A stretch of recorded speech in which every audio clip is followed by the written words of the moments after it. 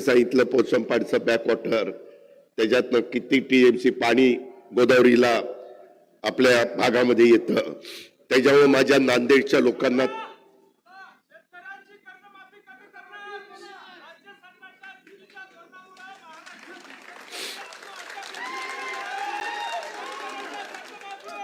मी त्यामध्ये ऐका, मी त्याच्यामध्ये कधीच सांगितलं नाही कर्ज माफी करणार नाही असं सरकार कधीच बोललेलं नाही. आपल्याला एक बाळ तुला ऐक माझा ऐक तरी, त्यामध्ये आता शेतकरी बांधवांनो बळीराजाओ, आता हे जे नैसर्गिक संकट आलं त्यामध्ये तुम्हाला पुन्हा उभं करायला 32,000 कोटी रुपये 32,000 कोटी रुपये लागलेत.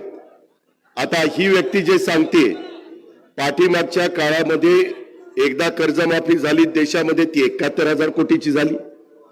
त्याच्यानंतर देवेंद्रजींनी कर्जमाफी केली ती पण काही हजार कोटीची झाली.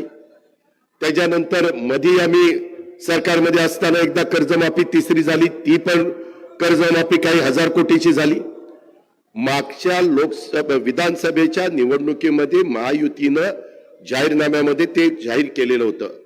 राज्याच्या मुख्यमंत्र्यांनी पण सांगितलं आम्ही त्याच्यापासून बाजूला गेलो नाही. त्या संदर्भामध्ये योग्य वेळी आता कर्जमाफी करायची का 32,000 कोटीचं सगळ्यांना मदत करायची हा प्रश्न आला. सर्वांना दीपावलीच्या खूप खूप शुभेच्छा. आता यंदाची भाऊबीज साजरी करूया आपल्या रानवारा रिसॉर्ट मध्ये.